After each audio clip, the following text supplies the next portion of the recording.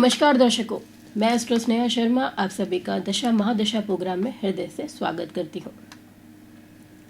Programme में हम जान रहे थे ज्योतिर्लिंगों के बारे में। आज हम जानेंगे तृतीय ज्योतिर्लिंग के बारे में, जिसका उल्लेख जो है वो शिव पुराण के अंतर्गत हमें मिलता है कोटि रुद्र संहिता में, प्रश्न नंबर 505 पर। महाकालेश्वर का प्रादुर्भाव किस प्रकार हुआ, जानते हैं। कैसे स्थापित हुआ महाकालेश्वर का ज्योतिर्लिंग। अवंती नाम का एक बहुत ही रमणीय नगर था, सुंदर नगर, जहां पर लोग जो थे वो मोक्ष प्राप्त करने के लिए आते थे और वो जाना ही जाता था मोक्ष प्राप्ति के लिए। भगवान शिव को ये नगर जो था वो अत्यंत ही प्रिय था और इस पुरी के अंदर यानी इस नगर के अंदर ब्राह्मण निवास किया करते थे, जो हमेशा धर्मपरायण ही हुआ करते थे, अनुष्ठान करते थे, धर्म को जानने वाले और ज्ञान देने वाले। यह जो सभी ब्राह्मण थे वह अपने घर में अग्नि को स्थापित करते थे और अग्नि की ही पूजा करते थे। प्रतिदिन भगवान शिवलिंग को बनाकर उनकी पूजा करते थे। एक वेद नाम प्रिय का ब्राह्मण था, जो कि ज्ञान अर्जन करने में हमेशा लगा रहता था। जहां से जो ज्ञान मिलता था उसको प्राप्त करता था और ऐसे ही करते करते उसने संपूर्ण कर्मों के द्वारा जितना संतों के पास ज्ञान होता है उसके बराबर की पदवी को हासिल कर लिया था। यानी उसके पास इतना ज्ञान था जितना ज्ञान किसी संत के पास हो। इस वेद प्रिय ब्राह्मण के 4 पुत्र थे। पहला था देवप्रिय, दूसरा था प्रिय मेघा और तीसरा था सुकृत और चौथा पुत्र था इसका सुकत्र। वेद प्रिय के जो पुत्र थे, चारों पुत्र यानी देवप्रिय, प्रिय मेघा, सुकृत और सुव्रत, ये चारों पुत्र ही अपने गुरुओं के कारण पूरे अवंती में विख्यात हो गए। यानी इनके गुण इतने थे जो चारों ओर फैलना शुरू हो गए। वहां पर एक रत्नमाल नामक पर्वत था, जहां पर एक बार एक दूषण नामक असुर ने, जो कि धर्मद्वेषी था, उसने आक्रमण कर दिया। उसका पहला कर्म ही क्या था? धर्म को मिटा देना। ब्रह्मा जी की तपस्या करके, ब्रह्मा जी से वरदान प्राप्त करके धर्म को मिटाने के लिए चला आया। कहां पर? रत्नमाल पर्वत पर, और सीधा कर दिया आक्रमण। अपनी सेना को लेकर, अपने असुरों की सेना को लेकर चल पड़ा कहां? उज्जैन नगर ब्राह्मणों पे चढ़ाई करने। उसी की आज्ञा पाकर चारों दिशाओं में भयंकर दैत्य जो थे वो उत्पन्न हो गए। वहां के सभी ब्राह्मण बहुत ज्यादा घबरा गए, भयभीत हो गए। लेकिन इन चारों पुत्रों ने उन्हें आश्वासन दिया। किसके पुत्र थे? वेदप्रिय नामक ब्राह्मण के पुत्र थे चारों पुत्र। इन्होंने दूसरे ब्राह्मणों को आश्वासन देते हुआ, चिंता ना करिए, भगवान शिव की पूजा करिए, उन्हीं का ध्यान धरिए, कुछ नहीं होगा। उसके कहे अनुसार बाकी सब ब्राह्मण भी शिव भगवान की आराधना में लीन हो गए। यह देखकर दूषण राक्षस को क्रोध आ गया और बोला उसने यहां पर कि मैं तुम सबको मार डालूंगा। मारने के लिए उसने अपनी तलवार उठाई, लेकिन वो लोग अपनी जगह से ना हिले और शिव भक्ति में लीन रहे। दूषण तलवार लेकर फिर आगे बढ़ा उन पुत्रों को मारने के लिए। इतने में ही जहां उन्होंने पार्थिव शिवलिंग बनाया था पूजा के लिए, उसी के अंदर एक बहुत तेज गर्जना होती है, बहुत तेज से आवाज आती है और उस गड्ढे के अंदर से एक गड्ढा निर्मित होता है। उस गड्ढे के अंदर से भगवान शिव प्रकट होते हैं। प्रकट होकर महाकाल गर्जना करते हैं। गर्जना करते हुए बोलते हैं कि तुम सबका विनाश होगा, मैं तुम्हारे विनाश को तत्पर हूं। बोला इन ब्राह्मणों से तुम दूर हो जाओ, लेकिन वह माने नहीं। महाकाल ने हुकार लगाई। उनके हुकार मात्र से ही जो राक्षस था, जो असुर था, कौन? दूषण, वह उनकी हुकार से ही वहां पर भस्म हो गया। और जो अन्य यहां पर राक्षस थे, कुछ तो भाग गए और कुछ मर गए केवल हुकार मात्र से ही। जैसे सूर्य को देखकर संपूर्ण अंधकार नष्ट हो जाता है, ठीक उसी प्रकार ही भगवान शिव को देखकर उसकी सारी सेना वहां से अदृश्य हो गई। ब्राह्मणों को आश्वासन देते हुए महाकाल ने कहा, तुम लोग वर मांगो, तुम्हारी पूजन से मैं प्रसन्न हुआ हूं, बोलो क्या मांगते हो।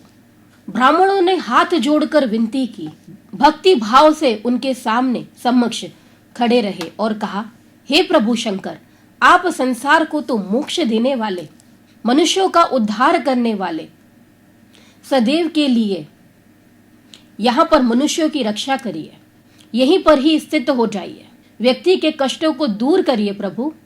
जो व्यक्ति तकलीफ में आपके पास आए उन सब की रक्षा करिएगा। यह बात सुनकर महादेव जो थे वो बहुत प्रसन्न हुए और उन्होंने कहा, तथास्तु। उसके बाद वहां पर भगवान शिव हमेशा के लिए ही स्थित हो गए और ज्योतिर्लिंग की स्थापना हुई। उन चारों पुत्रों को, जो वेद प्रिय के पुत्र थे, उन चारों पुत्रों को मोक्ष की प्राप्ति हुई और महाकालेश्वर नाम से ज्योतिर्लिंग जो है वो विख्यात हुआ। यहां पर जो भी मनोरथ लेकर आता है महाकालेश्वर पे, उसकी मनोरथ महाकाल जो है वो पूर्ण करते हैं। जो रक्षा के लिए जाता है, भगवान उन्हें सुरक्षा प्रदान करते हैं, व्यक्ति के मन से भय को दूर करने का काम करते हैं। इसके अलावा भी एक और कथा जो है वह प्रचलित है, वह है चंद्रसेन की। फिर कभी मौका लगा तो मैं आपको इस कथा के बारे में जरूर सुनाऊंगी, क्योंकि यह कथा भी क्या पौराणिक है और इसका भी संबंध जो है वह जुड़ा हुआ है किसके साथ? महाकालेश्वर प्रादुर्भाव के साथ। इसी की ही दूसरी कहानी है।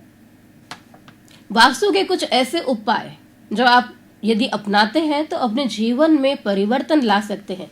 कई सारी छोटी मोटी परेशानियां जो वास्तु दोष से संबंधित होती हैं वह दूर हो जाती हैं। घर के अंदर नकारात्मक ऊर्जा यदि बहुत ज्यादा बढ़ रही हो, घर के अंदर आपका रहने का मन नहीं कर रहा हो, आप बाहर जाते हैं तो स्वयं को खुश महसूस करते हैं, लेकिन घर के अंदर आपको बेचैनी महसूस होती है, तो उसके लिए करिए ये उपाय। साबुत नमक के बारे में आपने सुना होगा, जिसका रंग क्या होता है? काला नमक जिसको हम कहते हैं, खाने में भी उपयोग किया जाता है। लेकिन हमें यहाँ पर क्या चाहिए? साबुत ढेली वाला नमक, जो सॉलिड फॉर्म में होता है, नमक की ढेली। तो सबसे ज्यादा घर के अंदर नकारात्मक ऊर्जा बनाने वाला जो स्थान होता है, इसका प्रयोग हमें वहां पर करना है। पूरे घर के अंदर सबसे ज्यादा अगर कोई नकारात्मक ऊर्जा बनाता है तो वो बनाता है हमारे घर का शौचालय, यानी हमारे घर का बाथरूम और टॉयलेट। ये दो ऐसी जगह है जहां पे सबसे ज्यादा नकारात्मक ऊर्जा जो है वह बनती है। करना है एक छोटा सा उपाय, चीनी मिट्टी का बर्तन लेना है, साबुत नमक की डली वहां पर रखनी है। ये आपको लगातार चेंज करते रहना है विथिन 7 डेज। हर 7 दिन के बाद आप क्या करेंगे? नमक को बदल देंगे। तो आपके घर के अंदर जो नकारात्मक ऊर्जा टॉयलेट या फिर बाथरूम के कारण बन रही है वह दूर होना शुरू हो जाएंगी, क्योंकि यहां पर नमक जो है वह सकारात्मक ऊर्जा को बनाए रखने का कार्य करता है और नकारात्मक ऊर्जा को मारने का कार्य करता है। तो नकारात्मक ऊर्जा जो है वह यहां से खत्म होना शुरू हो जाएगी। ये कुछ छोटे छोटे उपाय हैं जिन्हें अपनाकर ही घर के वास्तु को और घर में जो एनर्जीज हैं उनको बैलेंस किया जा सकता है। उसके अंदर सबसे ज्यादा उपयोगी कौन सा होता है? यहाँ पर साबुत ढेली वाला नमक। इसका एक प्रयोग और भी ले सकते हैं आप। जब आप पोछा लगा रहे हो, उसका छोटा सा टुकड़ा पोछे की बाल्टी में डाल दीजिए, उससे पोछा लगाइए। ज्यादा नहीं लेना है, हल्का सा लेना है, इतना छोटा टुकड़ा पोछे की बाल्टी में। हर ऐसा 3 दिन में आपको लगातार करना है। यह भी नकारात्मक ऊर्जा को मारने का कार्य करता है। तो ये दोनों ही उपाय यहाँ पे काफी कारगर देखे जाते हैं ऊर्जाओं को बैलेंस करने के लिए। अब बढ़ेंगे आगे और जानेंगे कैसे व्यतीत होने वाला है हमारा आज का दिन। कहते क्या है हमारे सितारे। शुरुआत करते हैं मेष राशि वालों से। मेष राशि वालों, आज के दिन आप व्यवसाय के विस्तार संबंधित योजनाओं को बना सकते हैं। इसके अलावा आपने अगर कोई नया प्रोडक्ट लॉन्च किया है या फिर आपकी कोई योजना है, आपको अपने व्यापार को आगे बढ़ाना है, तो उससे संबंधित चर्चा उसकी पूरी प्लानिंग, आप अपने प्रोडक्ट को किस तरीके से मार्केट में लेकर आएंगे या फिर अपनी योजनाओं को किस प्रकार आप फलीभूत करेंगे, उसकी तैयारी भी आप कर सकते हैं। दिन अनुकूल है। कुल मिला के बात की जाए तो दिन जो है वो अच्छा बीतने वाला है। एक चीज करने से बचना है, वह ये है कि जो आप प्रयास कर रहे हैं उसमें जल्दबाजी मत दिखाइएगा। जल्दी करके अपनी योजना को फॉर्मुलेट करने की कोशिश मत करना, नहीं तो ये आपके बनते काम भी बिगाड़ देगी। वृषभ राशि, आज का दिन व्यवसाय में उन्नति के लिए ही बना हुआ है। आपके लिए फायदेमंद साबित होगा। आर्थिक मामलों में जितना संबंध आपसे हो सके, जितना संभव हो सके कि प्रॉपर्टी संबंधित मामलों को टालने का प्रयास करिएगा। वाहन खरीदने के लिए समय शुभ है। मिथुन राशि, अल्प प्रयासों से ही अधिक लाभ प्राप्त होने का दिन है आज। पड़ोसियों के साथ में मतभेदताएं हो सकती है आज, तो करना यह है कि विवाद वाले मामलों से जितना हो सके दूरी बनाए रखनी है। कर्क राशि, लेन देन से संबंधित काम आसानी से पूर्ण हो जाएंगे। यदि आप किसी बदलाव का सोच रहे हैं तो अभी समय अनुकूल नहीं है, कुछ समय के लिए रुक जाइए। अन्य क्षेत्रों में दिन जो है वो सामान्य व्यतीत होने वाला है। सिंह राशि, दाम्पत्य जीवन में मधुरता बनी रहेगी। पुराने रोग जो है वह दूर होंगे। स्वास्थ्य संबंधित दिन उत्तम है। कन्या राशि, कन्या राशि वालों, संतान से शुभ समाचार प्राप्त होंगे। संतान भी अपना पूरा कंसंट्रेशन के साथ में अपनी पढ़ाई पर ध्यान देने वाली है। अपने गोल्स को अचीव करने के लिए जीवन साथी के साथ भी संबंध मधुर बने रहेंगे। पुराने वाद विवाद दूर होंगे। तुला राशि, आज परिवार का मामला, आपके कार्य क्षेत्र का मामला, दोनों में ही लाभ बना रहेगा। एक बात का ध्यान रखना है, कार्य क्षेत्र में आपको, यदि आप नौकरी पेशे से संबंधित है तो दूसरों की बातों में जल्दी नहीं आना है। ऐसा करने से आप स्वयं के नाम के साथ साथ स्वयं का काम भी खराब कर सकते हैं। वृश्चिक राशि, वृश्चिक राशि वालों, दिन फलदायी है। यात्रा सफल रहने वाली है। आर्थिक मामलों में भी दिन शुभ है। कोर्ट कचहरी संबंधित वार्ताओं से उन्हें धीमी गति जो है वह प्राप्त होने वाली है। धनु राशि, धनु राशि वालों, ऑल ओवर दिन की बात की जाए तो दिन शुभ है।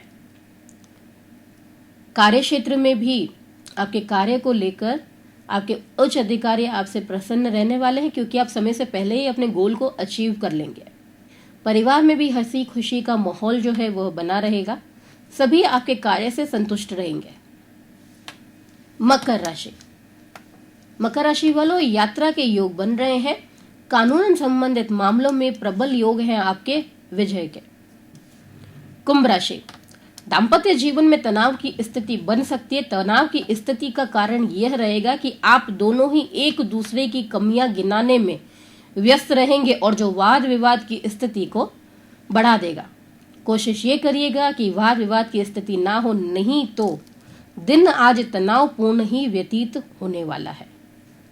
भाइयों का साथ आज पूर्ण रूप से प्राप्त होने वाला है। परिवारजन के साथ आज दिन शुभ व्यतीत होगा।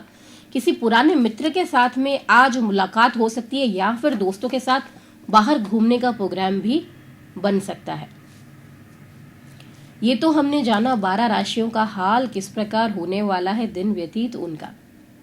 यदि आप भी अपने बारे में कुछ जानना चाहते हैं तो हमसे हमारे कार्यालय पर संपर्क कर सकते हैं।